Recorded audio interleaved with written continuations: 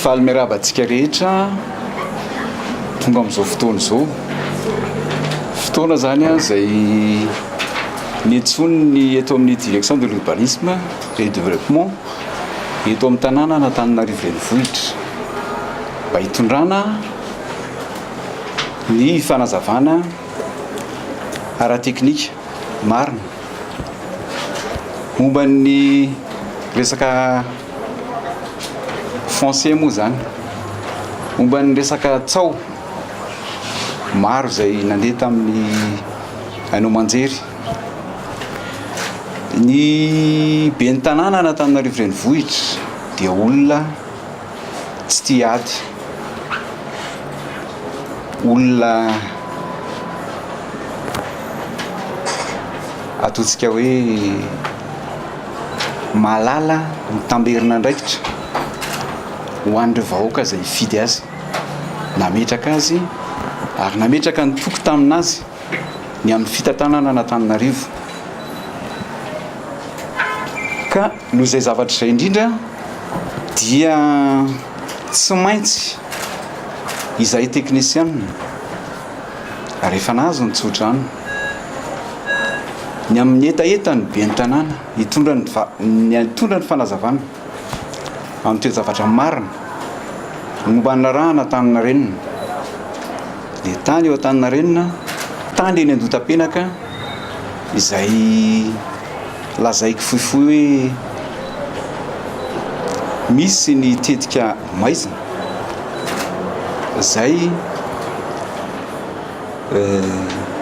mikatsaka, mikendry ny anala zany fahefana zay napetraky ny lalàna ao anatin'ity LUH 2015-052 ty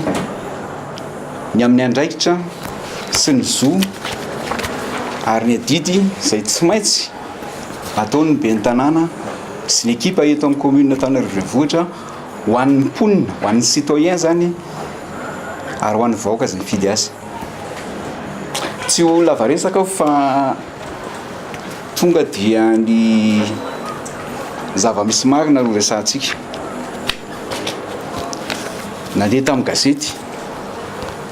lazaina fa ny commune Antananarivo renivohitra mivarotra tany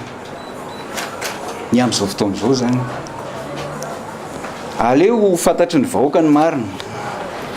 satria izany tany eo Antaninarenina zany dia tamin'ny 1999 no namidy ny ben'ny tanàna ataontsika hoe ny commune teto Antananarivo tamina olon-tsotra. Nisy conseil délibération conseil municipal tamin'izany 5 avril 1999 ty. Ary misy titre mazava tsara izy tia zay nomeniny avy any amin'ny MEPAT ozy satria ny service rattaché ao amin'ny MEPAT ny domaine sy ny topo mikarakara an'izany fanomezana titre zany tamin'ny 29 décembre 2024. Titre ara-dalàna tsara tia, certificat juridique ara-dalàna tsara tia, tonga teto aminay. Tsara ho fantatritsika ny marina hoy eo satria raha nisy ho fanorenana io dia tonga teny ny ekipany eto amin'ny commune Antananarivo renivohitra nanao constatation ary natsona teto amin'ity commune ity, teto amin'ity guichet unique ity satria napetraky ny lalàna ity guichet unique ity hikarakara momba ny fahazon-dalana manorina eto Antananarivo renivohitra tany amin'ny 4 janvier tany zany. Tonga le olona mitondra ny document rehetrarehetra ary efa manao ana infraction ohatry moa zany dia manao régularisation izy zany. Ny régularisation zay nataony dia fangatahana nanaovana clôture légère, fangatahana nanaovana permis de construction. Ny procédure amin'izany zay rahantsika amin'ny EDBM sy ny Bianco dia voarakitra ao anatin'ity. Izany hoe araky ny lalàna LUH 2015-052 dia tsy maintsy miditra eto amin'ity guichet unique ity daholo ny demande na fangatahana permis de construction rehetra eto amin'ny commune Antananarivo renivohitra na iza na ho an'ny destiné ho an'ny natokana ho an'ny fanjakana io na natokana ho an'olo tsotra zay ny voapetraky ny lalàna ato article 181 sy 187 ao anatin'ity zany fa kilikely aminareo fotsiny ny andininy ary ty lalàna ty tamin'izao fitondrana zao nanaovana azy 2015 052 article 180 le permis de construire est délivré et notifié au nom de l'État par le maire à l'intéressé après avis conforme du service régional en charge de l'urbanisme et de l'habitat habilité à cet effet. Le droit de voirie est payé à la mairie de la commune d'implantation. Arrestique un article 187. Dans tous les cas, la demande est adressée au maire de la localité dans laquelle sont exécutés les travaux. Mazava zany fa ny zany izy ninonino fotodrafitrasa atao eto fangatahana dia tsy maintsy atao eto amin'ity guichet unique ity. Ny décision kosa nefa na ny fanapahana mety ho any amin'ny ministère satria zay no ato, mety ho any amin'ny région satria zay voasoratra ato, fa tsy maintsy madame le maire be ny tanàna Antananarivo renivohitra no midélivrer azy, no manome anazy ny ampliation any. Zay ngamba no foifoy momba ny resaka procédure. Hiditra kosa amin'izay zavatra nisy ny 4 jolay ho ny 4 janvier ho dia nanao demande teto aminay zany ireo olona eo Antananarivo ireo nanao régularisation satria misy les clôtures no demande na autorisation de clôture légère zany izy.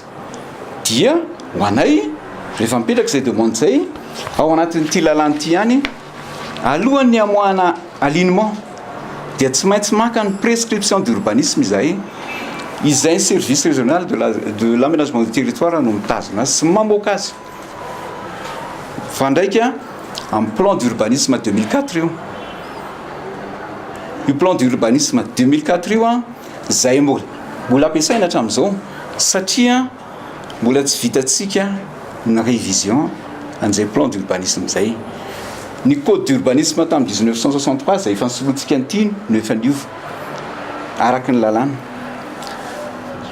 Rehefa nangataka an'izany prescription d'urbanisme tany amin'ny siraty zany izahay dia nivoaka izy io. Ty izy ty aro zaraiko aminareo zao ny avany amin'ny siraty prescription numéro 005 M2 PAT par SG DGATE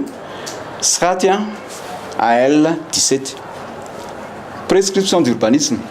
voalohany indrindra jaune boisé,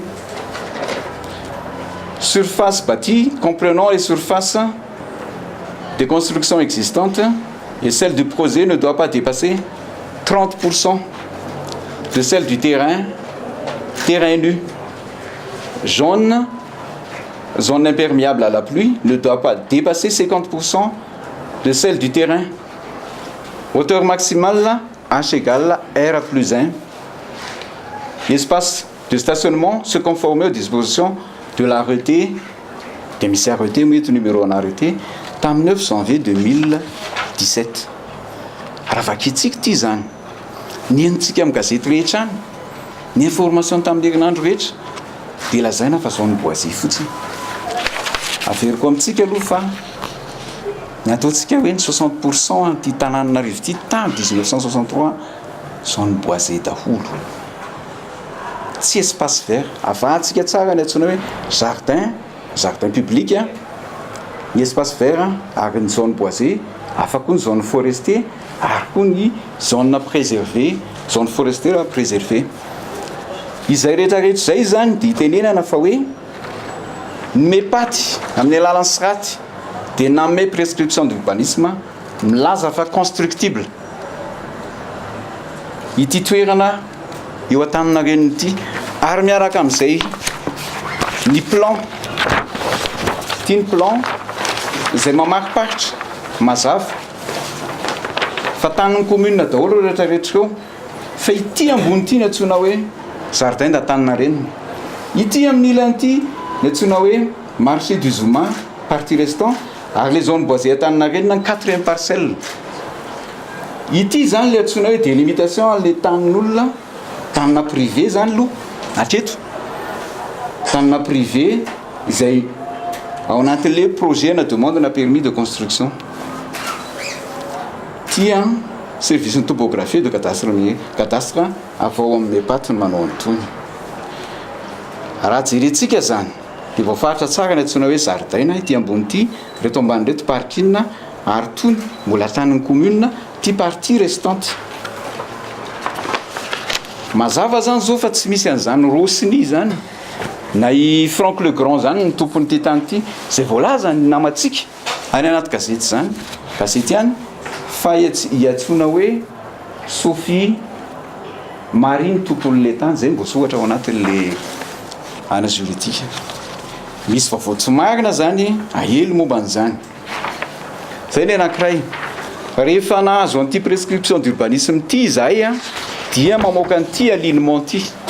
ny eto amin'ny direction de l'urbanisme et de développement dia voarakitra ao anatin'ity saritany ty zay alignement zay omena an'le contribuable afahany manao an'le hoe clôture légère io izy io zany io ny délimitation an'le izy hoe zao par rapport à l'axe ny larabe ny alignement anananao ny zavatra nitranga nefa mena titre le olona tamin'ny 29 décembre gaga zay ary talanjona mandefa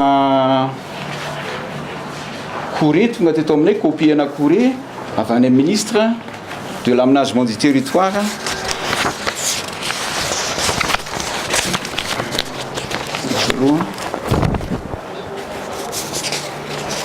ty izy ty